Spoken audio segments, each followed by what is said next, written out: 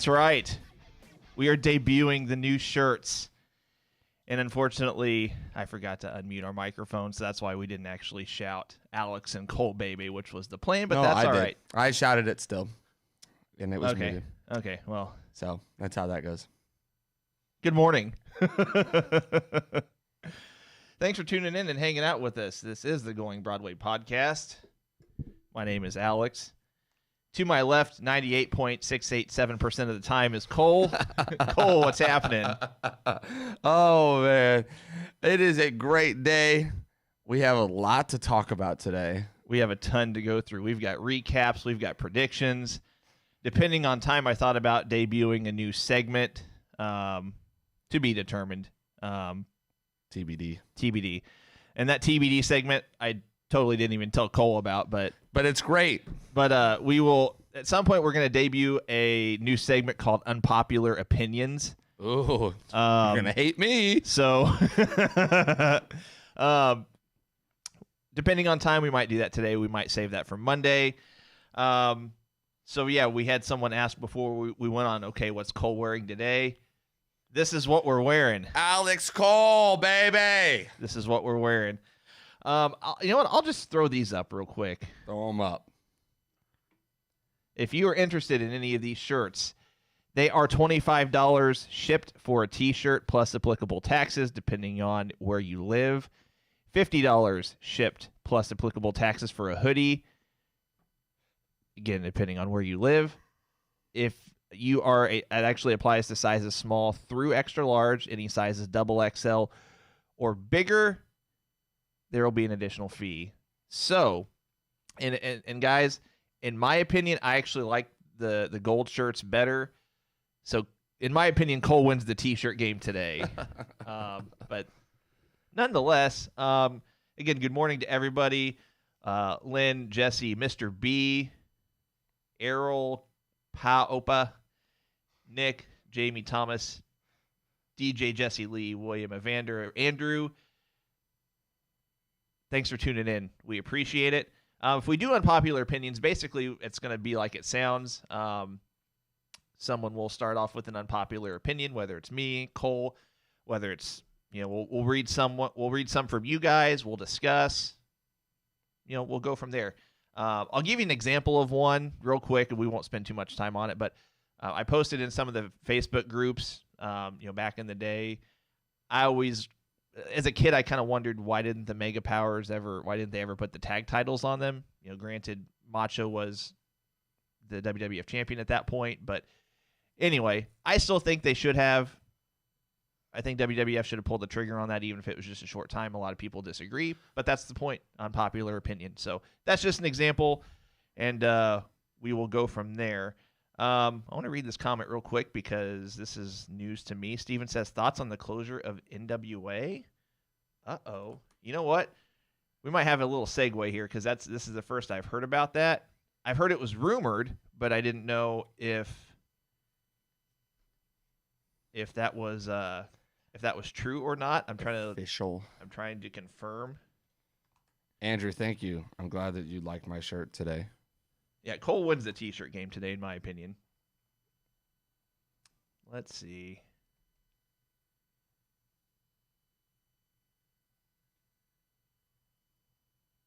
Well, I'll tell you what, guys. If someone can show me a link where they confirmed it, we can talk about that later. Okay, so yeah, William says it's a rumor. Yeah, that's all I've heard so far. Let's do some recaps. Actually, we're gonna recap Fyter Fest only, and going forward, we still plan on recapping your weekly NXT and your weekly AEW. We're just gonna recap Fyter Fest because it was kind of Cole and I talked before we went on. It was promoted and even marketed as an actual, as a special event. Did I say Fight for the Fallen? I'm sorry if I said Fyter Fest. Fight for the Fallen. Marketed even so much that, they had t-shirts made and things like that. So we're going to recap Fight for the Fallen only. And then we'll do our predictions for the horror show at Extreme Rules this Sunday, of which Cole will be hosting at his house. Oh, yeah. So to those of you, no, I'm just kidding. I was going to invite everybody watching. Just come on over. Door's always open. I was going to say Cole probably wouldn't care if he could fit everybody, but nonetheless, that would actually be something fun to do if anybody like that watches us actually lives in the St. Louis area, to do kind of a meet and greet kind of thing and maybe do it during a pay-per-view. Literally an idea I just had. So anyway, let's look at Fight for the Fallen, and we'll do better about reading your guys' comments as we go. I've not done a great job of that lately, and I apologize. So let's see. Right off the bat, in my opinion, I did have a chance to watch both. I thought the AEW had the better show last night. They were both good. The last few Wednesdays have actually been pretty good all around, in my opinion. It just felt like last night AEW had the edge. No pun intended. So I'll tell you what, let's just run down the order of the card. So as far as predictions go, Cole and I tied, I believe. We got the one match wrong. We got the 6-man tag match wrong. But aside from that, there were only the 4 matches at the time that were announced, right. and we both got 3 of the 4 right. So Cody and Sonny Kiss, and I still struggle with this. Is going to be an unpopular opinion in of itself. A lot of people will say, Cole included, will say they like Sonny Kiss in the ring. As far as in-ring work, I'm completely throwing out the gimmick, the persona, appearance, whatever. Throwing out any kind of stuff with him personally. It has nothing to do with that. I'm still not sold on Sonny Kiss in the ring. I'm just not. I tried to give this match the benefit of the doubt. The match itself was good. Don't get me wrong. It just felt it went too long. And this has only went just a little under 11 minutes. It felt longer. Now, I do like the subtle tease of Cody being a little more aggressive. And even Arn Anderson kind of teased maybe the beginnings of a Cody heel turn, or slash maybe the 4 Horsemen thing kind of going, because if you notice, they took shots of Tully Blanchard out in the crowd during the match on a couple of occasions. Anyway, the match itself, I found it was okay. It was decent. It was a good way to open the card. But because they opened the card with this, it was almost all but guaranteed that there was not going to be a title change. I didn't think there was going to be a title change anyway, nor did you. What did you think? Well, first and foremost, speaking on the Cody thing, not only did they pan out to Tully several times throughout the match, but they kept making statements of him scouting. Okay, well, why is he scouting somebody who already has a manager like Arn Anderson? So what's the point of scouting Cody? Like they kept like really pushing hard that he's scout. Like, is he scouting? I was like, okay, scouting what, for Shawn Spears to fight him, or like what is he scouting? So I thought that was interesting that they kept doing that. I had watched Sonny Kiss a little bit in like Lucha Underground, so I'm familiar a little bit with the persona and stuff. I don't think my issue with the match, and I was actually talking to my wife about it last night, is that this match got a lot of hate. I brought it up last show. It got a lot of hate for a lot of reasons before the match ever happened. I said, for me, I don't think Sonny Kiss has been used enough on actual TV for me to believably put her on it, or him. I believe it's him, actually. I want to make sure I'm respectful. Him on a card that was kind of more pay-per-view-esque type fashion, but you've not been on the main card really at all. So my opinion is more based off the fact that you have not been used, but except on AEW Dark, and then on a paper-esque type event, you're thrown into a title match when there are several other more used guys that if we're just trying to give Cody a win, right, we could have used you instead. So I'm all for giving people shots and giving people opportunities, and Sorry, our lights are doing something funny. I'm all for doing those kind of things, and giving younger people and some of the not as used people their moment to shine. Kind of, that's what Cody's been trying to do with the TNT Championship. Is give people time to shine, and so I'm all for that. But I felt like this was the wrong call for this show. No, had it I been agree. just a regular Dynamite, I probably could have got behind it. Had we done a little bit of promo shooting and some things that would have led up to a match or a challenge, I would have got behind it. Just booking it and telling me that this is what's going on, I kind of got lost on it, and I was very uninterested in the match because there was no storyline, which meant to me there is no potential for Cody to lose this belt.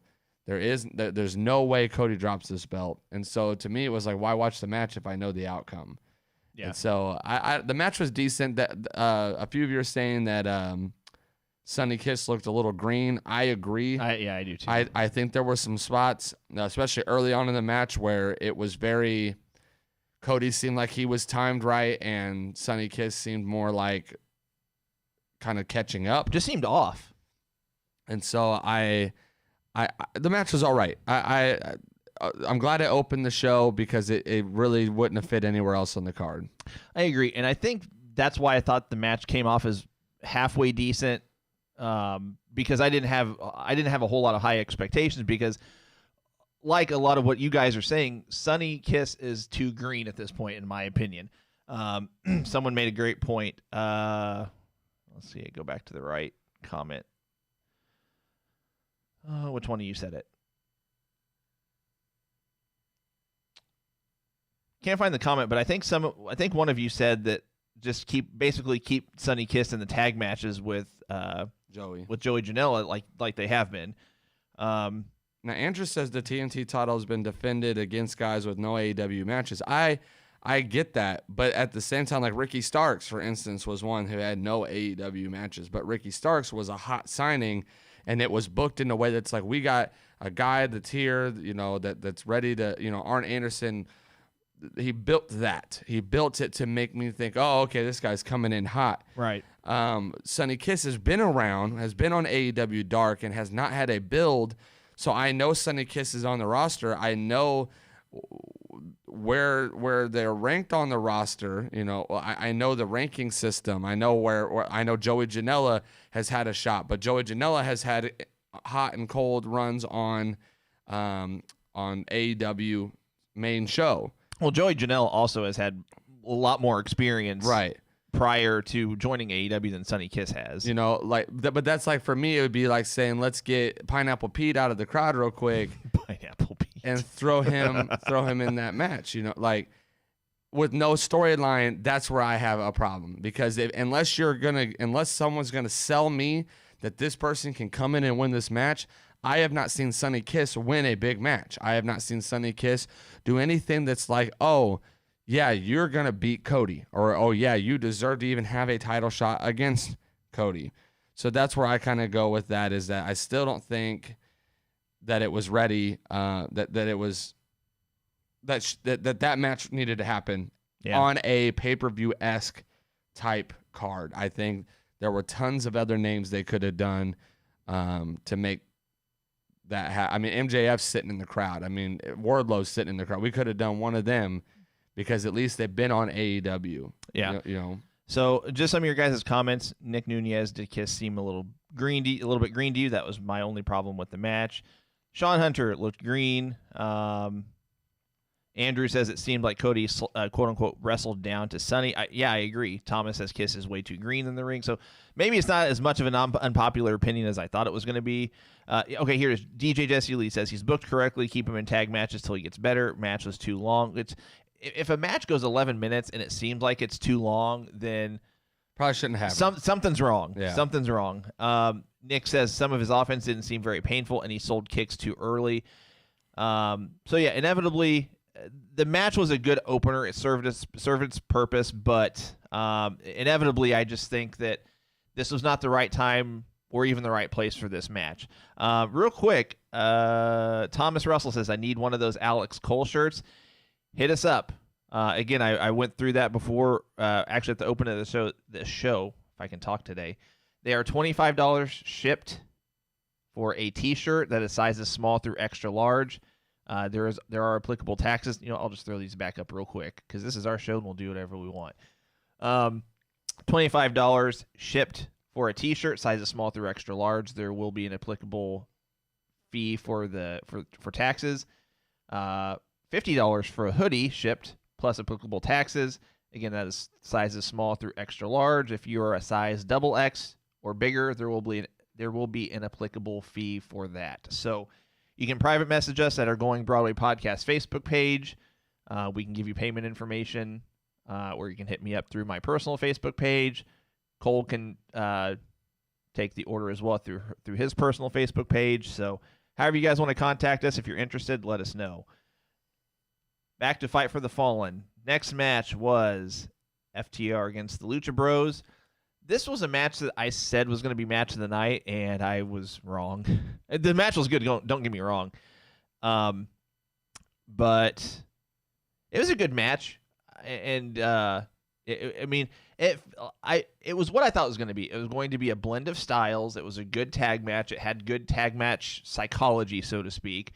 There were a couple of spots that were like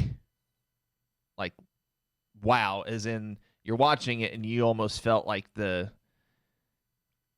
pain yourself by watching it. It's like, wow, that kind of hurt just by seeing it. But anyway, they teased some stuff throughout the match. You had Butcher and the Blade by their truck. And this was a segment that I completely missed. So last week, did they take the truck keys from them or something? I don't know if it was last week or a couple weeks ago, but yeah, it was done. Okay, I guess I think it was whenever they fought. So they fought last week on Fyter Fest, right? Yeah, it was last week then. Okay, so I totally missed that segment. And I just assumed it's like, oh, okay. At some point they took their truck keys anyway. So at the end of the match, FTR, one of them takes the mask off Rey Fenix, gets the roll up, and I was like, that was a really unique way to end the match. It kind of makes them both look strong because that's a spot that's been done before. Get the mask off the masked wrestler, and of course, they're going to do anything and everything they can to keep their face covered, which Rey Fenix did not do a good job of that. At the end of the match, him rolling out of the ring, you could see at any point half to 2/3 of his face. Even if it was just for a split second, but any other time they've done this spot, like with Rey Mysterio, I mean, Mysterio would sell the heck out of it and not let his face be shown, even though in WCW he went without a mask for, a couple years. And anyway, so it was a good way to end the match. It doesn't make Lucha Bros look bad, keeps FTR looking good. You had the Young Bucks come up from behind Butcher and the Blade, super kick him, return the keys. At this point in the show, this is where the show got good, in my opinion. So at the end of the match, I should say the show got good during the tag match, but this is where it kind of took it up a notch. So at the end of the match, it looks like you're going to see like a peace offering between FTR and the Elite, and you have Matt Jackson giving the keys back. Kenny walks out with a cooler with some adult beverages. They crack those open, and it looks like all is going to be well with them. But then they pour the beers over Kenny Omega's head, and we're continuing to be off to the races with this feud. So I'm intrigued to see where they go from here. And it was almost like at this point, not to get ahead, but it was almost like at this point that when Kenny snapped, sort of. And he would do that later in the show, actually in the next match. We'll get there in a second. So the tag match itself was good. No one looks bad coming out of it. And they continue this feud, the teasing of the feud with FTR, and not just the Bucks, but it kind of continues the thing with Kenny as well as Hangman Page. They showed during the 6-man tag, they showed FTR at a bar setting with Page throwing the whiskey their way. So I like where they're going with this because it keeps us guessing. It keeps things open-ended. So what are your thoughts on this? Oh yeah, there's a few gems in this match. First things first, I someone actually beat me to it in the comments. Especially at the beginning of the match, there were some timing errors in this match. Yeah, and it was actually surprisingly on the end of Lucha Bros. Yeah. There was a spot where I think what they had planned was going to be dope. It was kind of where Pentagon was supposed to like flip with Phoenix in his hands. Yep. And flip Phoenix on, and they could not get it to flip, and it was like a pause in the match to where they had to they like called an audible and did something a little bit different, I think, but the timing did seem a little off, especially at the beginning. I think it did get a little bit better as they went along. I did enjoy the Clash of Styles. I thought that they did a very good job of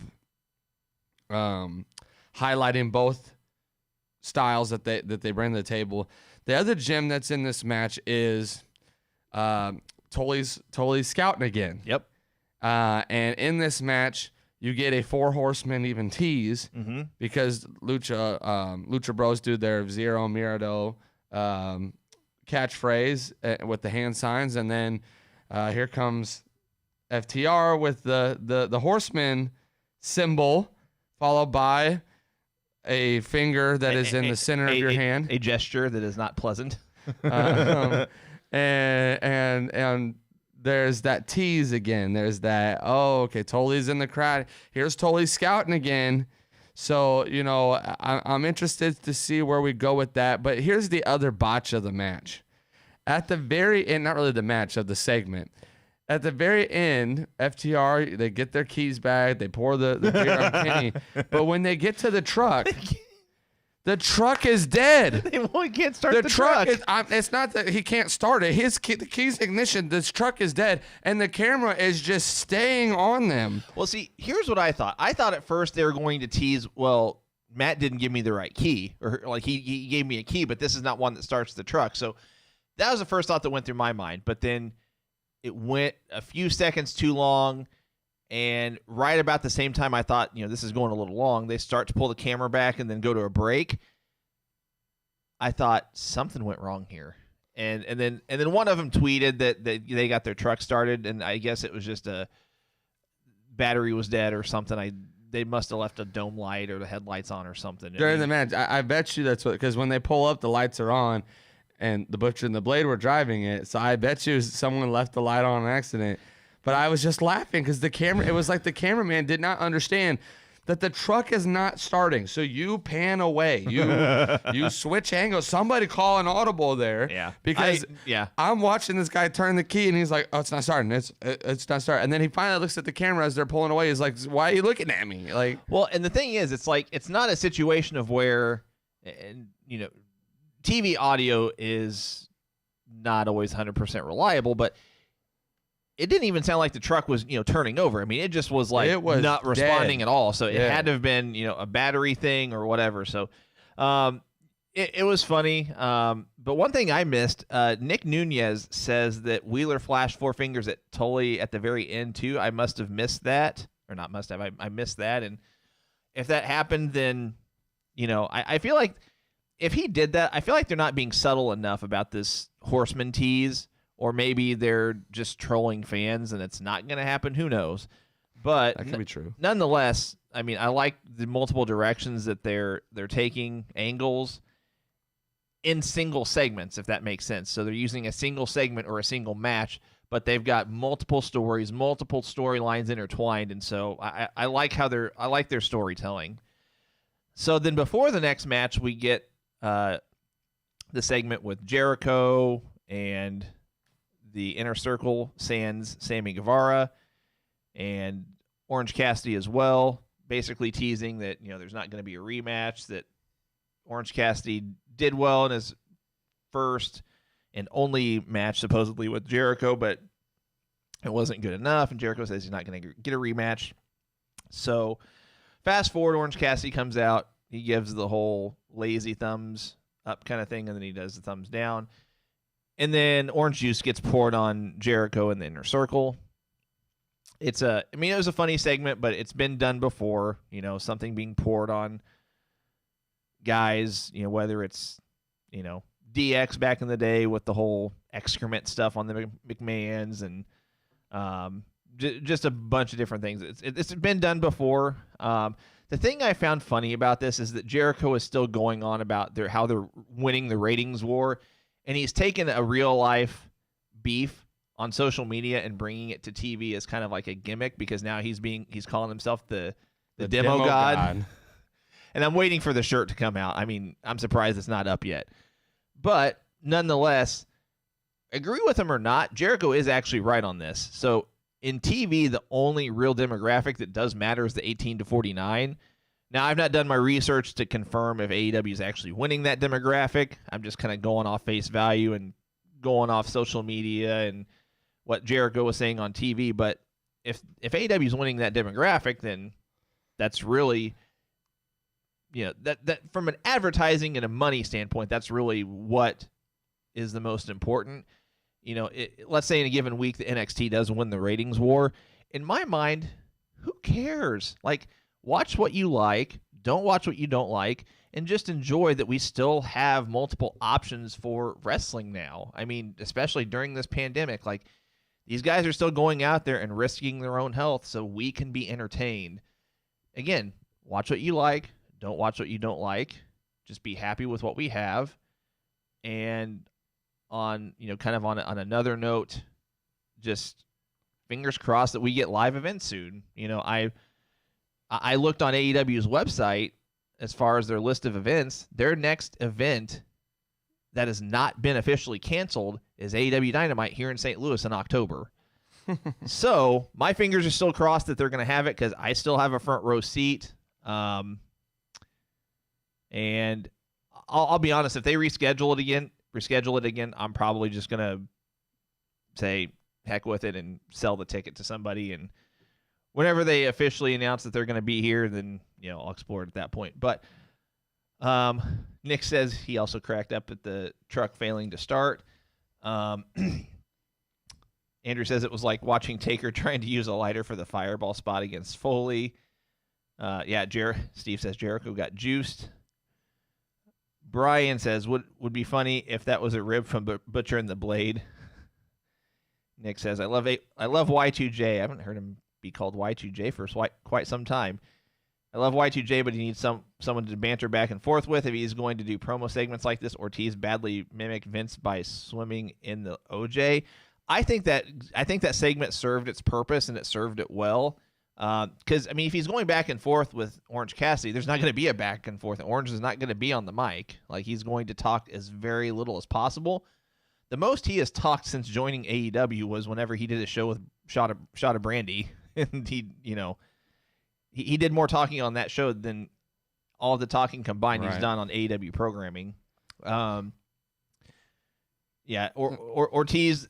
Ortiz purposely mocked the whole Vince swimming thing. That was the recreating the Milko-mania with Angle and Steve Austin. Jamie says Jericho is gold. Steve, I saw New Japan has live events. Yeah, they're back to live events now. Errol says other podcasts keep perpetuating a ratings war. Steven says I'm hoping for Double or Nothing in May 2021. So here's the thing. I get that the shows have to look at ratings. Okay, we understand that those companies have to be concerned about ratings, because ratings are what keep you on TV. It's what TNT doesn't want a show that's not gonna bring them the ratings they need for that time block, for that time slot. Same with Fox, with USA, any of the networks. If they're going to have a show, they need to know that the ratings are there for them to continue to have that contract. So we understand that ratings can be important, but us as fans, we should not. I don't understand why we're so concerned on who won the ratings war. Who cares? I mean, here's the thing. AEW could have won the rating war last night, and I could have thought NXT had a better show. Mm-hmm. That doesn't mean that the ratings don't mean that that show was better. That just means more people tuned in to watch it. When you have two competing brands going at the same time, I have to, if I'm going to watch one live, I have to choose which one I'm going to watch live. Well, here's the thing. NXT doesn't always announce their whole card ahead of the night. So AEW kind of one-ups them in the fact that NXT is trying to win you by announcing just the main event or the 2 highlight matches of the night the week beforehand. But Right. AEW is going to tell you every match that's going to happen and down to the segments that are going to happen. Yep. Before you ever get on to AEW. So I can either see exactly what's going to happen on AEW to the fact that I'm going to be intrigued on each and every match and segment, or I can go look at NXT's card and say, oh, like next week, Dijakovic versus Karrion Kross. If I'm going to watch one live, I might watch NXT because I want to see Dijakovic versus Karrion Kross. That intrigued me. Mm-hmm. So we're going to watch whatever intrigues us that week. So the rating war to me isn't very accurate on who had the better show. Oh, not at all. But that's what people try to equate it to is, well, AEW won the rating war, so we're killing it. But that's not the case because, again, if in it, like for us, we talked about Great American Bash and Fyter Fest. Well, one week we both thought Great American Bash was better, and the next week we thought Fyter Fest was better. Yep. So, but both weeks I think technically Great American Bash won the actual rating war, but I didn't go and look to see who had the 18 to 49 demo. Right. But it still goes back to, does that mean that both weeks Great American Bash was better than Fyter Fest? Absolutely not. And so I feel like people get mixed up on that, is that just because they have the ratings, whether it's in the demo or whether it's overall, to me it doesn't solidify that you had the better show. It just means that you were able to draw more people live. Well, ratings aren't meant for us as fans. Ratings are a measure Right. or measuring stick to show, okay, if I'm a network, I'm going to go to this advertiser and I'm going to be able to show, well, this show gets, X amount of viewers in this quarter hour. And you go to advertisers and you say, okay, I want to sell you this advertising spot because I know it'll benefit you as a company because we have this certain demographic in this quarter hour. It's not meant for us as fans. It's meant for a business purpose. And someone said ratings aren't a really great measuring device in 2020. They were never a measuring device again for us as fans. It's just a matter of, okay, well, more people watch this show than this show. Well, the fact of the matter is, Brian's comment is actually correct because you've got so many people that can go back and watch this and not watch it live. And if you've got, let's say AEW had 50,000 more live viewers than NXT, inevitably NXT in the long term might have actually had more viewers than AEW because you could have people that go back and DVR or record it or whatever. Because I mean, you've got DVR, you've got Sling TV, you've got DirecTV and Dish. You can go back and record and go back and watch them. Hulu. You can pretty much go back and watch any of these on any device or on any platform for that matter. I mean, you can go back and watch individual matches on YouTube. So it's not meant for us as fans. It's meant specifically for a business purpose, to go to advertisers, to go to companies and say, during this quarter hour, during the month of whatever, we averaged X amount of viewers, and we'd like to sell you this spot, or we'll offer you these spots. You can pick whichever one you want, stuff like that. Right. But again, it's not a good measuring stick in 2020 because there are so many ways that you can watch the product now. It's not just, one way, tune in on cable, and that's the only way you can see it. I mean, because, back in 96, 97, I don't think we had YouTube yet. And if we did, we certainly didn't have we certainly don't have the internet speeds that we do now. So more than likely, if YouTube was around, you're going to be waiting a while to watch that 3 or 4 minute video for an individual match. And I doubt that people had the patience to be able to do that. So Andrew even brings up a good point that Canadians can't even watch NXT live, that it has to go on the network the next day. Exactly. So that's not a good measuring stick if Canadians can watch AEW live, though. Right. And then have to wait the next day. That actually, I kind of envy that a little bit, because it is hard being here knowing that both go on at the same time every single night. I don't watch either of them live. Yeah. I'm a youth pastor. I have youth on Wednesday nights, so I go home and I have them DVR'd and I watch them both. back to back on DVR. So, I don't watch either of them live. I don't have a preference as long as I get to watch both. Well, and the fact of the matter is, too, we're looking at ratings. This is just for the United States. I mean, if you want to look at it from a worldwide perspective, I can almost guarantee you that NXT is going to have more viewers because AEW is not on TV, I don't think, anywhere but the U.S. at the moment. I know they've been working on getting a TV deal in the U.K., and if someone wants to correct me on that that's watching, please do so. But I don't know that AEW, outside of watching AEW Dark on YouTube, I'm talking about just Dynamite, I don't think you can watch Dynamite live anywhere but the United States at the moment. So I want to read some of your guys' comments again real quick. Let's see. Where did I leave off at? Yeah, Steve says, I was cracking up every time they played the Jericho replay. Yeah, Errol says 100% agree. Just keep producing content for fans no matter what. Andrew says, I like how Jericho looked like Bill Murray's character from Kingpin with the comb over after getting juiced.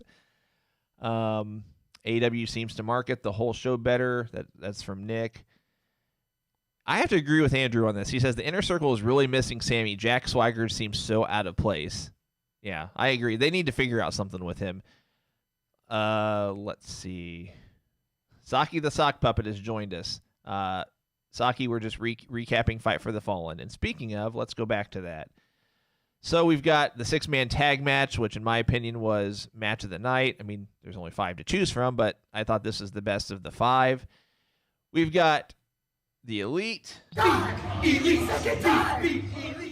The Bucks and Omega against Jungle Boy, Luchasaurus, and Marco Stunt. And again, I thought this was match of the night. It had some good spots. One in particular, the Canadian Destroyer. Oh my goodness. That was a sick Canadian Destroyer. So before we go any further, just for a second. Go for it. Before that even happened, I thought Marco Stunt had a concussion. So I don't know if you guys caught this. It almost got slept on because right after it happened, they did the Canadian Destroyer. Mm-hmm. And Marco Stunt gets flung out of the ring, and he was supposed to get caught by Luchasaurus and Jungle Boy. And he got flung. They threw him so hard because he's so small. They threw him so hard that he flew over Luchasaurus and Jungle. They couldn't even reach him. I watched Luchasaurus like no, and Marco I shouldn't laugh either. Stunt smacks the stairs so hard. I mean, I was like, is he okay? Like I'm like, and I guess it's even harder because he's so small. Like he smacked those stairs so hard, and I'm like, did he die? So I saw him kind of get up, and I looked at Jungle Boy, like I saw Jungle Boy like actually checking on him, making sure he's good, and then Marco Stunt sits down.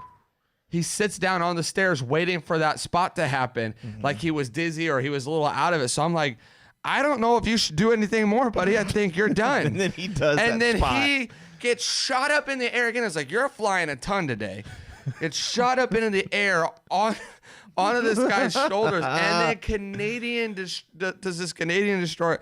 My mind was blown. I was like, okay, now you're done. You don't have to do anything more, buddy. You're done. But then he proceeds to get a couple of V-triggers. He's the blunt of everything after that. I was like, did you guys not see him? Well, I mean, he does have Stunt in his name, so. Get thrown over the ropes and smack, and there's like, yeah, we should still V-trigger him. Twice. And hit the fallen angel on him, and, all these different, killer moves to him. Oh. I'm just like, you have got to be kidding. This guy literally just destroyed himself for like the last 10 minutes of the match. And then afterwards also got punched. Yeah. By Kenny Omega.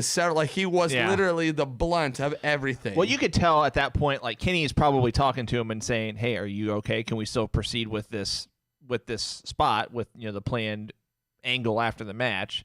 Which, I mean, for good reason. I mean, like you said, Marco Stunt took a ton of just nasty spots in that match. That was only 2 of them. I mean, he took like both V triggers he took looked sick.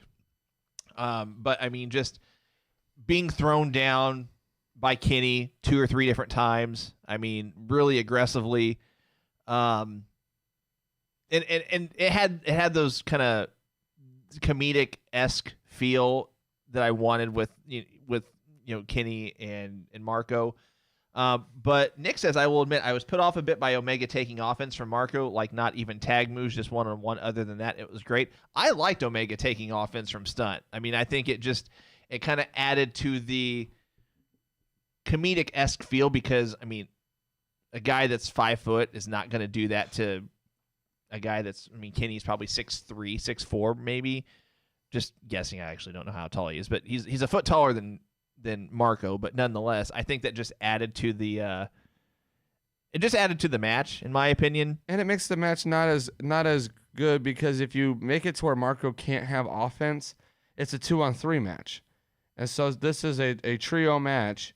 So you need to make sure Marco can have offense against them and be believable. Jamie says, not the first time Kenny has fought someone the size of a child. That's because he has wrestled with a child before, which I'm not going to get into, but nonetheless. And a Arab blow up. Yeah, and the blow up. He fights a lot of like random things. Yeah. So anyway, we both predicted this match incorrectly. We thought Jurassic Express was going to get the win. The Elite get the win, but they do it in such a way that it makes sense. So at the end of the match, we get something that I have longed for since AEW has started.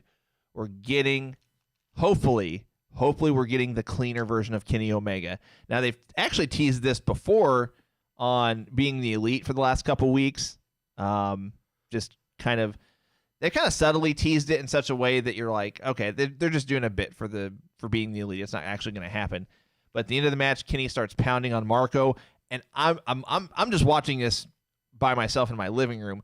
I stood up, and I don't remember what I said, but I just remember I stood up and I popped because I'm just like, I've been wanting this since AEW started, but especially since Kenny Omega started his AEW run by taking losses. I mean, and then they put him in this tag run with Hangman Page, which I mean I've been fine with, but I've been wanting New Japan version of Kenny Omega, and it seems like we're hopefully getting there. I mean, don't get me wrong. Kenny has had probably, I would say if I had to pick out my top 5 favorite AEW matches, Kenny's probably in 3 of them, at least. So it's not a matter of in-ring work that I'm concerned with or speaking on necessarily, but New Japan Kenny is what I've been wanting, and hopefully that's what we're getting. Mr. Ryan says, do you think the rest of Bullet Club will come to AEW? No, I don't. And it wouldn't be able to call it Bullet Club anyway because New Japan's got that trademarked. And you want to keep those separate. They Agreed. moved on from Bullet Club. Yeah. And that's okay. That's the beauty of this business is that Bullet Club's able to stay alive and kicking without having those guys have to be the face, and that's how you book things right. And so I'm excited to see what they do with Kenny. Kenny, in my opinion, needs to be in the single card picture anyways. So I'm hoping that this is a tease that him and Adam are going to start clashing and kind of getting on each other's nerves where maybe Kenny's the one that turns on Page for, which I think that's something you predicted as kind of a swerve a couple months ago. I thought it was you. Maybe, was it you? I don't remember. All I know is that I know that they're teasing something, and whether it's Page turning on Kenny or I think it's it's looking more like Kenny's going to turn on Page, and maybe it's because they can see that there is a huge fan base following for Adam Page, to the point that they don't want to turn him heel and lose that, and you can turn Kenny heel and still keep his fan base. Oh yeah, I mean it's gonna be good for both. So I think Kenny's fan base is going to increase if he goes back to the cleaner because if you go on social media, you have a ton of people that are they were Kenny Omega fan, they were New Japan Kenny fans, but since he's joined AEW, they're just they're still fans of him, but they're just kind of like on him. Just for lack of a better way of putting it, if he jumps back to this cleaner persona, look out. I mean, it's, you're going to have, Hangman Page has his fan base. I agree with Cole that don't do anything with him at this point. Keep his fan base the way it is, but then turn Kenny heel, whether it's, during a tag title match with him and Page, and that would be their way of losing the tag titles. Yep. however you want to do it. If you're AEW, at this point, you've got a ton of options, and if you're AEW, there's not really a way you can screw this up if you're turning Kenny heel. I mean, I'd prefer it be probably during their tag title match, because that way they both come out of it looking strong. You know, you're not necessarily you're not putting anyone over them in a clean way. Again, no pun intended, because I know we're talking about the cleaner. But to me, you know, let's say you do it against FTR, you put the belts on FTR, Kenny turns. So really coming out of that match, you'd have Kenny turning heel, keep Hangman Page as a face. FTR, you could even throw in, you know, a Horseman angle in that match. Again, AEW is really good about throwing in different storylines and different angles in a single match or a single segment. So again, AEW, it'd be really hard for them to screw this up. So a lot of you are commenting. Thomas says the cleaner is coming. I hope so. Mr. Ryan says, I'd love to see a Kenny and Mox match again. Hell in a Cell style match or triple cage. No, I mean, I wouldn't mind seeing another Kenny and Mox match, but I mean, they don't really need to do, you know, a triple cage or a cage. They don't really need to do a cage match, period. Mr. Ryan also says Hangman Page is one of the best workers in wrestling today. Nick says Kenny will question Page getting close to FTR and then turn. Steven brings up an intriguing point, and I saw this on social media last night. What if Kenny joins the New Horsemen instead of Cody? I actually saw it as someone suggested Cody, Kenny, and FTR. Now, that wouldn't make sense because, you know, you've got Hangman Adam Page as kind of the, you know, hanging out with FTR kind of thing. So, again, with the Horseman angle, there's a lot of different ways they could run with that. Yeah, so my thing is that if you're bringing the cleaner in, you don't put him in a stable. No, not at all. Like, you just don't. Kenny has the ability and has been stifled long enough in AEW. It is time to let him actually go on a singles run. Let him be in the either the TNT or the AEW title picture. There's something I'm going to say about that in a second. I almost forgot, but you know, let him be in those title pictures. Because he deserves it. He should be there. Now I could see Cody, Hangman Page, and FTR. That would make sense to me from a Four Horseman angle. I just don't think you can't. I just don't see Shawn Spears not being in it, with Toldy being the one that they keep scouting on. Now I'm not for the booking. Yeah, but I'm saying right now it's hard for me to believe that he is not involved in that. We didn't even see Shawn Spears last night either. No, that's why I'm saying, like, they could have done but Shawn Spears could have been in that Sunny Kiss spot. But I won't go backwards. I'll go forwards. You know, so I just don't see him not being involved in that storyline and that Horseman build, unless you're just going to find a way to separate him from Shawn Spears. So it would have to be Shawn Spears fighting Hangman Page, and then totally turns on Shawn Spears, you know, in the match and helps Hangman Page. It would have to be something to separate Shawn Spears out of the storyline for it to make sense. So right now, I don't see him without it. So as far as this storyline, I really think that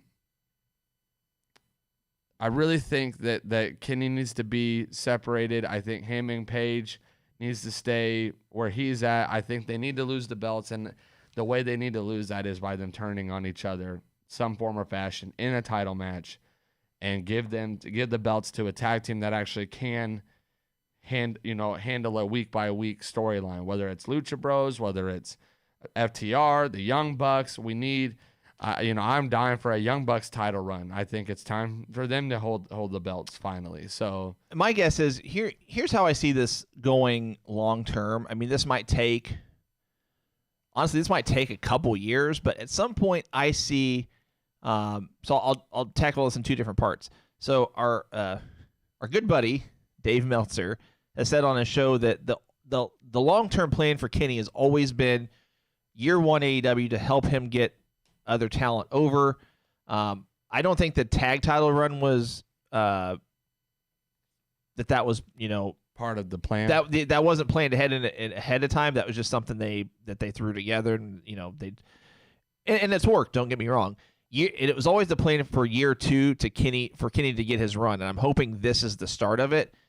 Now, long term, at some point, again, this might take a couple years. I see Kenny and the Bucks both being, or I see all three actually operating as heels, but kind of like the cool heel persona that they had in New Japan. So much that they're going to be heels, but they're going to be cheered. Because people want what they had in New Japan with Kenny and the Bucks, and at this point, it's not been lackluster at all. It's just been different, and sometimes different is okay for a short amount of time, but if it's prolonged, then maybe it's like overstaying your welcome.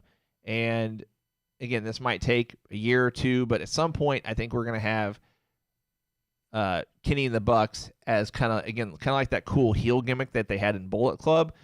And I wouldn't be surprised at all if it's a simultaneous run with the AEW World Title for Kenny and the tag belts for the Bucks. A lot of people are weighing in on the Horseman situation. Errol Carrion says Hangman needs separation. It just feels like when he was in New Japan with the Bullet Club. I don't know if it feels. I agree that he felt. I agree he felt kind of just like he was thrown in with Bullet Club in New Japan. I think it feels okay with what he's doing now. But if you're referring to the Horseman, I agree he does not need to be in a Horseman faction. No, he needs to be like a lone wolf. Very, very like do what I want, kind of stone cold personality. Yeah, just very wild. He just comes in, he does what he wants. He hits the clothesline on whoever he wants. Like he needs to be so unpredictable that you're excited to watch him. Now, Michael Jones makes an interesting suggestion. He says Shawn Spears, Hangman, and FTR. Now, I don't like the idea of Hangman being in the Horseman. We're calling it the Horseman. Someone asked earlier if AEW could use that. I don't think they can. I'm pretty sure it's trademarked by WWE. From a booking decision, I could see it happening, but it just seems like, and someone's alluded to it already, actually in the next comment, DJ Jesse Lee says Spears is losing steam, in my opinion. I agree. If they're going to inevitably put him with this Horseman-esque faction, if they do it, Spears needs to be on TV every single week. And I don't mean AEW Dark. He needs to be on Dynamite every single week, even if he's just in the crowd every single week, if they're going to do that, because right now it doesn't feel like he would belong. I get that they did the whole black glove thing. Where did that go? Like, that was around for a week, and now it's just... So, yeah, I agree he's losing steam. So the two things there, one, Shawn Spears, Hangman, and FTR. When I think of factions, I think who's going to hold what belt. All right? Because I think factions are looking for everyone to hold gold. And if we're looking at the Four Horsemen, we need to know who's going to hold what. When I look at that, who is the AEW champion in that faction? Because to me, it's Hangman Page, but I don't know if I see Hangman Page being the leader of that faction. Mm-hmm. I feel like Hangman Page, to me, would be the TNT champion out of a Four Horsemen type group. So I'll tell you my 4 prediction in just a second. I was getting there. Shawn Spears, to me, is not AEW champion. Not even close. To me, if he was going to be anything, he could be TNT champion with the Four Horsemen help. Yeah. Now, FTR, to me, screams tag team champions. Oh, yeah. If they do it at Horseman gimmick, FTR is an automatic. They're in. That's a no-brainer. So, to me, that combination just doesn't work. You need a front man for that group, which is why everyone is screaming Cody Rhodes for several reasons. Mm-hmm. But to me, it makes sense to do Cody, Hangman, and FTR, or Cody and Shawn Spears and FTR. You got to have someone who can beat. Now, right now, we have a stipulation with Cody that he can't be AEW champion, though. Mm-hmm. So unless we find a way to get rid of that, that's the only thing that deters me from saying that. But I don't know. I'm torn on that comment. Now, someone right after that, someone says Spears is losing steam, in my opinion. Spears has not had steam. Let's just get that straight. Spears Well, has yeah. not.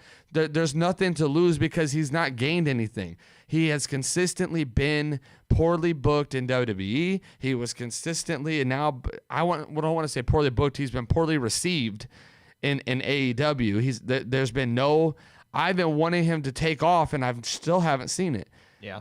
And we've had several moments in his career and his time being with this company where they could have capitalized on something that they didn't. The chair shot, the being with Tully in general. Now the black glove. That they're not capitalizing on things that could catapult him to the next level. So I'm not for Spears being it, which is why I'm saying Tully needs to turn on him in some kind of match and put the person he turns on him for in the Horseman. So here's my 4. And a few people have actually kind of in different comments said what I'm about to say, or at least my predictions, or at least what I think would work. You've got Tully that would be in the role of J.J. Dillon. I'm going back to the original Horseman. Well, not the original, but my favorite incarnation of the Horseman. So you've got Tully that would be the J.J. Dillon role. He would be the manager, advisor, whatever. You've got Cody, who would be in the role of Ric Flair. Cody would use his card that he's VP. He would override the whole, like, I can't challenge for the AEW World title anymore. I'm changing that. I'm challenging for it. He would win it. Case closed on that. You'd have FTR as the tag champions being in that role of Arn and Tully back in the day. They'd be your tag champions. Here's my TNT champion long term. Brian Pillman Jr., whenever he's been around with AEW long enough, assuming he can get out of his MLW contract, we've seen different things that he's still locked into that or they won't release him from it. Brian Pillman Jr. give him 2 or 3 years and he would actually probably be world title material. But for the, at least in the more near term, if he sticks with AEW or if he's able to come over to AEW and, if they're able to run with that, I would put Cody, Brian Pillman Jr., FTR. Those would be my 4. Now, we've got some other suggestions I want to read real quick. And I'm not going to elaborate on any of these. I just want to read your guys' comments. Let's see. Got to get back to them. And Steven makes a good point. How do you explain Cody and Shawn being friends after the chair shot? You don't. Well, it's actually super easy because you have a Tully or an Arn, whoever that's going to be, that could come in and say, convince Cody he was just trying to make a statement. Shawn Spears is just trying to make a statement, and Cody's going to respect that. Well, I meant you don't in the standpoint that I'm kind of going off of my predictions. Steve says, what about Marty Scurll? You'd have to have some kind of relationship with Ring of Honor. I don't see AEW using a long-term storyline with someone that's signed to another company. Mr. Ryan says, what about Brian Pillman Jr. in the Horsemen? Yep, that's exactly. Michael Jones says, Hangman reminds me of Barry Windham. FTR, the Brainbusters. Tully is a leader. Spears would be the workhorse. No, I mean, because in that situation, okay, if Hangman reminds you of Barry Windham and you've got the Brainbusters, FTR, Tully's the leader, so that means you're having Spears be your AEW World Champion to me that doesn't work. Brian Cooper says Omega reminds me so much of Pillman. Seems like that would be a great model, kind of like a loose cannon. Andrew says Tully has the JJ role. Pao Opa says mine would be Cody, Spears, QT, and Dustin. Yeah, I don't see that. Steven says, what about Arn Anderson? So I think inevitably, Jamie says it in the next comment, does Cody turn on Arn Anderson? Yes. At some point, Arn Anderson, I don't think he would be involved in this Horseman faction. What's this? Doug says, I've had 4 patients in the hospital ask, what is that light flashing on your ear? When you enjoy the show, you will sneak and listen. I appreciate it. Just don't get in trouble. Andrew says a Rhodes turning on Anderson would be neat. Exactly. It's kind of like a reversal of roles from Horseman attacking Dusty back in the day. Nick says, yeah, Tully and Arn can bring them together, convince them they are stronger together. Again, I don't see Arn Anderson being a part of this Horseman-esque faction, just because I think it's going to be a heel faction. Now, going down to Mr. Ryan, his comment, he says, MJF FTR and Pillman Jr. I could see that potentially, but then you'd have to somehow throw MJF into this, and he's not really been present at this point. So MJF is his own guy. I don't think he needs a faction. I mean, maybe a muscle like the Wardlow thing hasn't bothered me, but MJF to me does not need a faction and does not need to run a faction to help other guys get over. MJF to me is selfish and does not work. His character is selfish. Besides Wardlow, he doesn't like anybody. I just don't see him needing to take on a faction like that. Yeah. You know? All right, let's resume Fight for the Fallen recaps. I have nothing to say about this next match, Nightmare Sisters against Kinsey Page and MJ Jenkins. That is what it is. The match literally went 2 minutes, and that was it. I mean, it was an unnecessary filler, in my opinion. They could have just taken that 2 minutes and spread it across the 4 matches. I honestly think the next match, Moxley and Cage, maybe went a smidge too long. And it looked like they were trying to fill time at the end. It was like the match finished too early, and they were trying to tease Brian Cage running back out, and it was just the end felt awkward. I'll get there in a second, but I think you should have maybe given an extra 5 minutes to the 6-man tag match, and maybe an extra 2 or 3 to the FTR and Lucha Bros tag match, and you would have been good. So anyway, Moxley and Cage. The match itself was. Let's put it this way: if I had to give it a A, B, C, D, or F grade, I'd probably give it a B minus, C plus. I mean, it was in my opinion, it was an average match. Now, I liked the finish because it keeps Brian Cage looking strong. Taz throws in the towel. Mox stays champion, and at the end, Cage hits him with the belt. We get the return of Darby Allin, which I mentioned on our last podcast that I saw happening. Now, I legit thought for maybe 1 or 2 seconds that Daily's Place had a power outage, which I don't know. I felt dumb after realizing, oh, this is Darby Allin coming back, but not all the lights went off at the same time. I don't know if anybody caught that, but it's like different sections went off at different times, and like the first section that went off, you could still kind of see what was going on. So it almost looked like power went out, but then like generators kicked on, so you could see a few lights. So I don't know if they botched that or not. Might just be me overthinking it, but nonetheless, I realized after a couple seconds we're getting Darby Allin to return.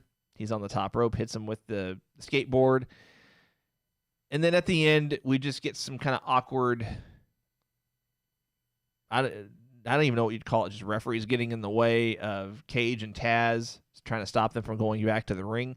That lasted like a good 3 or 4 minutes, and it just was like you could tell the match ended way too soon. I don't know if someone said, hey, we need to go home, which means in the match. If someone said that too soon, what the miscommunication was, but that little schmoz at the end, wouldn't even call it that. Just didn't feel right. I liked how they went off the air, though. Just real quick plug on this.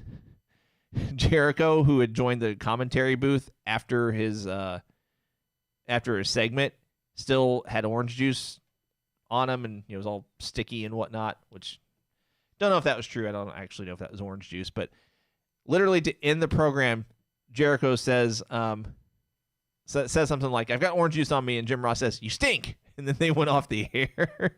So thought that was funny way to end the program. I laughed, but back to the match itself.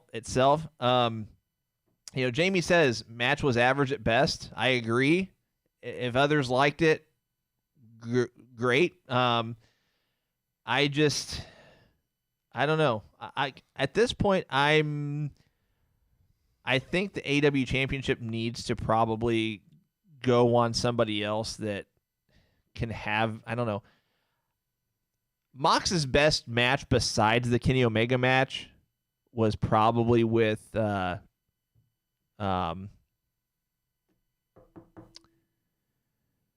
why am I drawing a blank on his name? This is Brody Lee. But besides those 2 matches, I don't know if I've really seen a match with him in AEW that I went and looked at and I was like, wow, that was a good match. His match was Jericho at Revolution. Again, I was there live at Revolution. I forgot what Dave Meltzer gave it as far as his star rating, but I remember thinking just thought he gave it too high of a rating. I thought it was okay. I've talked a bunch. What are your thoughts on it? I do not. I thought the whole match was terrible. And I was depressed. I was very upset with this match because I like Brian Cage. I do too. I like Brian Cage. I don't dislike Jon Moxley. I think he's good too. But I like Brian Cage. And to bring him in the way you did and to end this match with throwing in a towel, I'm sorry. I thought that was a poor booking altogether.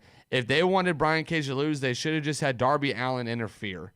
I did not like the whole throwing in the. You make him out to be so tough that he can't be beat. His arms are so big, all this stuff, and then you throw in the towel. I'm just. That was when I saw the ending of the match. I was so frustrated. I didn't mind the teasing of the injury that Brian Cage had sustained, and Moxley being able to take advantage of it. That didn't bother me. But Taz sitting here making out this dude to be some monster, and then you throw in the towel after the hold had been put on him for like 30 seconds. Like, yeah, I was mad about that. That to me was horrible booking on a title match of that. At that, I do agree. I have not seen enough Jon Moxley matches that made me go wow in AEW, and I will say at least in WWE he was one of the guys that could put on an exciting match for WWE. And it's like now when you're in AEW, it's like you're struggling to put on an exciting match. Is it because you're not used to this style because you got so accustomed to how WWE did things? Or is it because you've not worked with these guys as much as they've worked with each other and you're still trying to learn them? I'm trying to figure it out because so far him and Kenny had probably one of the best matches that AEW has had since they've been on air. Not just real quick. Besides the tag match with Kenny and the Bucks and Hangman Page, I would say that's probably my number 2 AEW match. I mean, it's definitely top 5. I mean, for me, it's top 3. It was that good. But like you said, there is no other Jon Moxley match that even comes close. The Brody Lee match was decent. That's probably been his best title match. Our best match. Yeah, easy best title match. His best title match since holding the belt, or best match since holding the belt. Right. But even then, it was like, and it wasn't really Brody Lee. Like Jon Moxley's promos haven't really been selling me. I think Jon Moxley needs to be Jon Moxley without the belt, because to me, he was doing way cooler stuff and way more exciting stuff. Just being Jon Moxley non-champion than being Jon Moxley. And I know that everybody's goal is to be champion, but you gave him the belt. He ran with it. Let's get Jon Moxley back to where he just has great matches with talent to do. Let's get him lined up with some guys to where he can actually put on a talented match that makes me go, wow, that's why you left WWE. I can't even say the word, WWE, to come here. That company up north. So I thought the match was not very good. I was not happy with the ending at all. I agree with you. It was a lot of time at the end.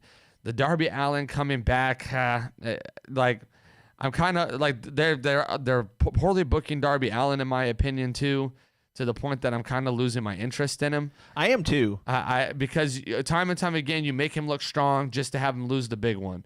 I'm done with it. Either make him look strong and push him, or don't. But stop selling me that he's some contender, because I'm losing interest. So when he came out, it wasn't a pop for me. I didn't really care that he was back. I didn't either.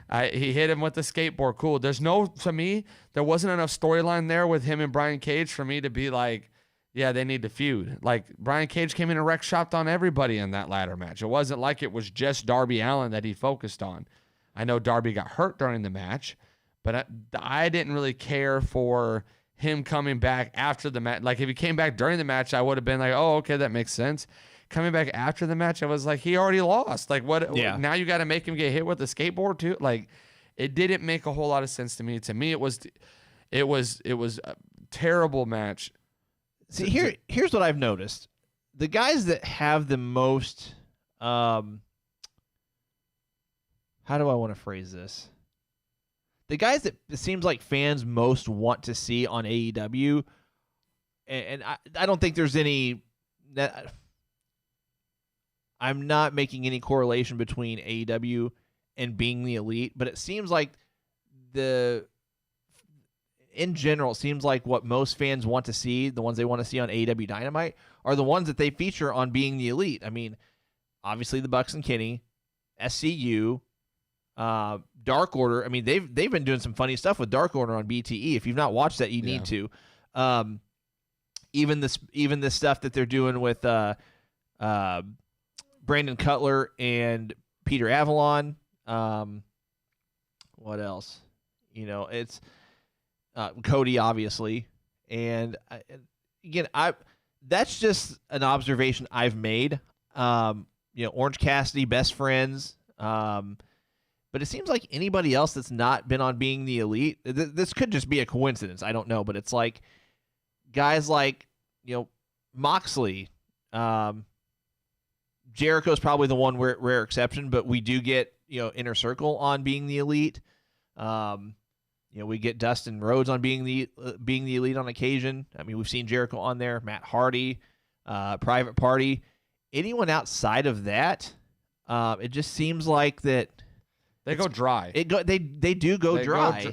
And my thing with Moxley again is that he goes dry so quick. And it's the same. When he first came in, I was loving everything he was doing. I was loving the promos. I was loving the interruptions. I was even the storyline leading up to him winning the belt with Jericho. I was loving. Yeah. And then it's like everything. And I don't know if it's COVID. I don't know what caused him to go so stale so quick for me, but I'm just not a fan of his title run. And I agree with you. This next pay-per-view, he needs to drop it. I don't care if it's Kenny as the cleaner. I don't care. It needs to go to somebody who Kenny, MJF, I mean, just whoever, somebody who can successfully give me a title run that doesn't need a crowd. I agree. Now, hopefully we get crowds back, but I'm saying somebody who can run that doesn't need the crowd to make him or break him. It's somebody who can put a strong promo out, who can make it look good, make it exciting, make it fun. So agreed. I was very upset with that. We also saw Alex predicted it. Vicky Guerrero in the house. It was a boring segment, but and there was a botch of playing her music before Nyla's, which I didn't catch that because that was a point where I had actually gotten up and didn't get back before the commercial break in time, so I actually need to go back and watch that and maybe give myself a good laugh at that. Definitely the ending of the show was not as good to me. All right, guys, so we'll do our predictions for Extreme Rules shortly. I think for time's sake, we are going to save our new segment until next Monday. Promotional consideration paid for by the following. But real quick, guys, I want to let you know that we are still planning on doing our 3-belt giveaway. We got to get to 5,000 Facebook likes first, and we're a little bit ways away from that. So if you want to share our Facebook pages with your groups, with your friends, anybody and everybody that you can share it with, Facebook.com/Going Broadway Podcast. Please like our page if you haven't already. And if you have, please share it with your groups, with your friends, anybody and everybody. We want to get there. We also got to get to 1,000 Twitter followers. I think we're about 30 away from that. The handle for that is @GoingBRDWYPod. Please also subscribe to our YouTube channel. You can either go to youtube.com and type in Going Broadway Podcast in the search box, or you can just go to goingbroadwaypodcast.com/YouTube. Check us out there. We're also on Instagram. Same handle as Twitter, @GoingBRDWYPod. Also scrolling at the bottom of your screen, we are now on Patreon. If you'd like to consider becoming one of our monthly patrons, we have 4 different paid tiers that you can choose from. The link is patreon.com/GoingBroadwayPodcast. Perks and benefits include additional entries into any and all future free giveaways, discounted merch purchases, and free merch as well. So if you're interested in that, again, patreon.com/GoingBroadwayPodcast. Check us out there. Like us on Facebook. Follow us on Instagram. Follow us on Twitter. Subscribe to our YouTube channel. If you do all 4 of those, you'll definitely, positively be guaranteed to be entered into any and all of our future giveaways. Announced giveaways, that is. So, let's see here. Nick Nunez says, oops, forgot to like. I'll get on it. We've been sharing in our group. I appreciate it. Appreciate it very much. Let's see. Tell you what, let's just go through we'll just go through our predictions.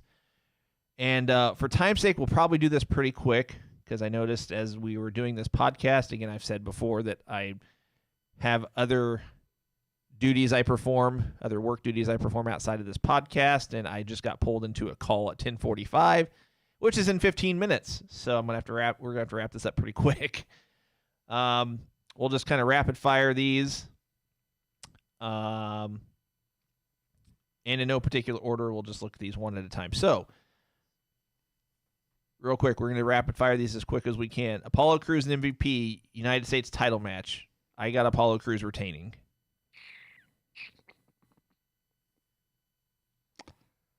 I'm going to go MVP. Really? Title change?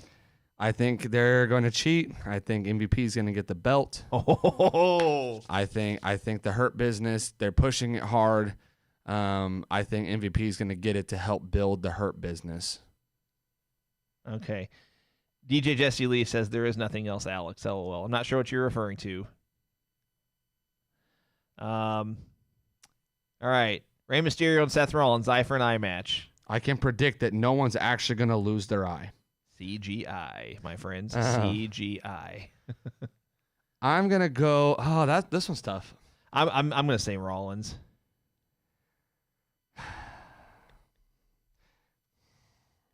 I'm going to go Seth Rollins too because I feel like Rey Mysterio is working on He's working without a contract. Non-contract thing. I just don't think you give him a win and give him a build. Unless he signs a contract like between now and Sunday. I mean, even if he does, I'm still going to say Rollins. I like the redemption story. I like the whole get your payback. I like trying to set up Dominic and some of the other guys who have been in that feud up for bigger things, but I think Seth Rollins is going to win. Cheating probably, but I think Seth Rollins is going to win. Nick Nunez says, Ray loses CGI hanging eye spot cringe incoming.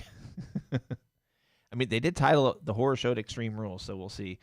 Let's see. Wyatt Swamp Fight, Strowman and Bray Wyatt. Non-title match. Make sure I did not know that. I was like, oh, okay. Well, that changes my answer a little bit.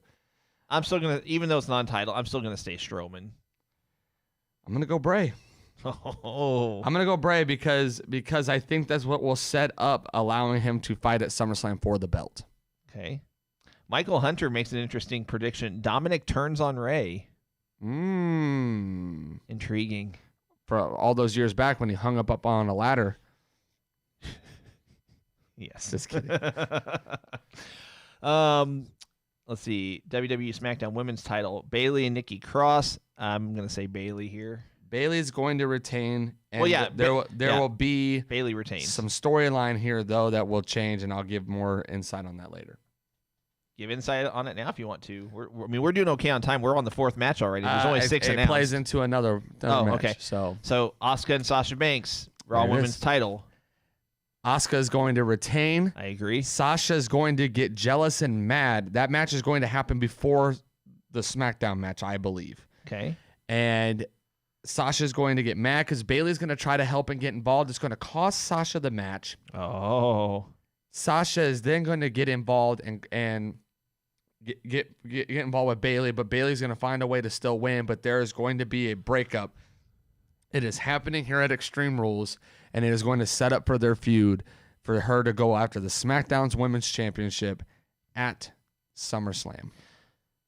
I'm interested to see how they end up booking the WWE Women's Tag Belts at that point. It'll be a slow thing. I don't know if Sasha's going to turn on her at Extreme Rules to where they won't be able to work together, but I think it's going to be such a tease to where Sasha's gets jealous. You can see some jealousy, and it's going to really affect the match because of something Bayley does earlier, and they're gonna have a tag match probably on the next SmackDown where they lose the belts to somebody, and it's gonna be an all-out brawl. And I'm reading a lot of Nick Nunez's comments. That's not on purpose, but he says Cross does nothing for me. I agree. I'm not really much on Nikki Cross at this point. Part of it's poor booking. I think I honestly do. I like Nikki, but I miss her whole I'm crazy. I miss the loose cannon kind of thing. Okay, so let's see. Before we get to the last match, I said Apollo. You said MVP. We both have Rollins. I said Strowman. Which one did you say? I Did went you with say Bray? Yeah. Okay. We both have Bailey. We both have Asuka. Drew McIntyre and Dolph Ziggler WWE Championship match. I mean, I'm gonna say Drew because inevitably I think we're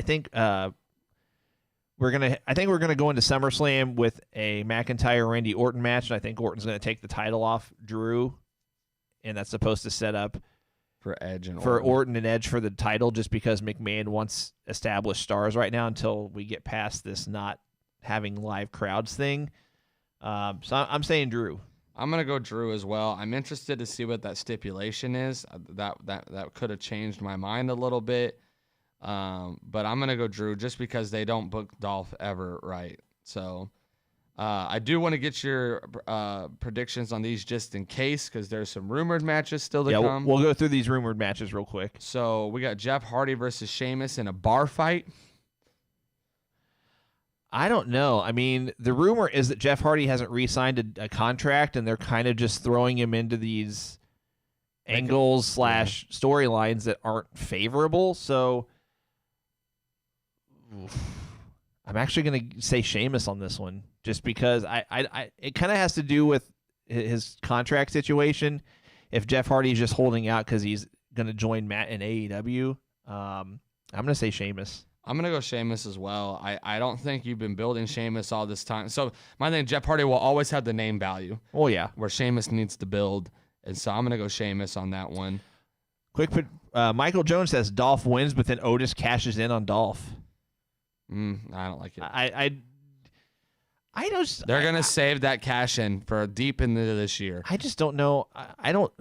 Right now, unless, I mean, stuff can obviously change. I just don't know how you have an Otis cash in be.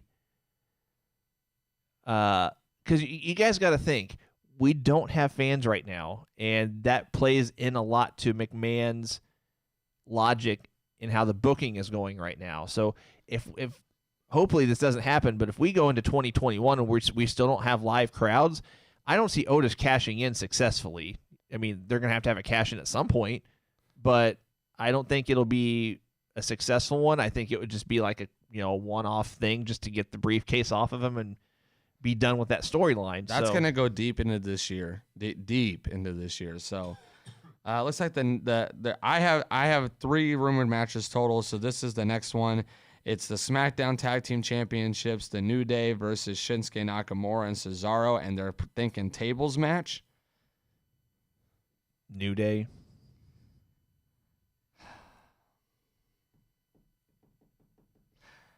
I don't know. I'm gonna go New Day. I think that they're better for TV, but I like Shinsuke and Nakamura. Okay. Last one, and we got to wrap this up. There's a rumor that it could be Angel Garza and Andrade versus the Street Profits, who we've not seen. But they keep teasing it on TV that they are the #1 contenders for for the belts now, because they've beaten the Viking Raiders and all this stuff. So I'm thinking regular match if they do it, just a standard match. Might even be the pre-opener. I could see it being on the pre-show pre-show match, yeah. So your thoughts? Boo. If they have it, I'm still gonna go Street Profits. Yeah, I'm gonna have to go Street Profits as well, because they're teasing an Angel Garza Andrade breakup. Yeah. All right, guys, that's gonna about do it for today. We appreciate you tuning in and hanging out with us. Please join us on Monday. Let's put it this way. So Monday will be our 50th episode, and I'm still trying to hash out what we'll do, but we're going to try to do something special. Again, it's our 50th show on Monday, and you're just going to have to tune in and find out, because honestly, I don't know what we're doing. I haven't decided. But we'll recap Extreme Rules. I'd like to do our unpopular opinion segment. Yeah, well, we should have time for that. But besides that, I do want to do something special for Monday. When I say something special, I'll be a little more specific. I want to give away something. I don't know what yet. I don't know how. But more than likely, it's just going to be for our live viewers. So You're going to want to tune in Monday and find out. Guys, I appreciate all the congrats and everything. If you're asking what we're doing, I don't know yet. So I know Mr. Ryan says mini belt giveaway. I don't know. Can Cole wear 2 awesome shirts in a row? Tune in Monday and find out. Tune in Monday to find out. That wasn't half bad, actually. But no, seriously, guys, thank you so much for tuning in. We really appreciate it. We have fun doing this every Monday and Thursday, or at least in this case, Tuesday. But we going forward, assuming we don't have any weird hiccups or tech issues or whatever, unless I say differently ahead of time on our social media pages, we are live every Monday and every Thursday at 10 a.m. Eastern, 9 a.m. Central. We'll go live about 10 minutes beforehand, play a little countdown and some cool old school music for you guys, give you a chance to jump on and join us before we actually go live. But aside from that, any final thoughts from you, sir? Go get your Alex Cole Bebe t-shirt today. We're rocking them. They look great. They feel great. You need to go get one. These are really soft shirts. They're comfortable. So go get you an Alex Cole Bebe shirt. Rock it. Tell your friends. Share the Facebook page. Let's get these belts giveaways going. And also go check out that belt raffle. Agreed. Yeah, we do have a belt raffle going for a Winged Eagle. Check that out on our Facebook page. All of the info and rules are on that Facebook post. But guys, if you want a shirt, again, please hit us up. $25 shipped for a t-shirt plus applicable taxes. $50 shipped for a hoodie plus applicable taxes. That is for sizes small through extra large. Any sizes XXX or larger, there will be an additional fee. Hit us up if you're interested in any of those. Let your friends know that you support the greatest podcast ever. Agreed. Guys, thanks so much for joining us. For Cole, for Alex, myself, we'll see you guys on Monday. And so, goodbye. Mwah. And good night. Bang!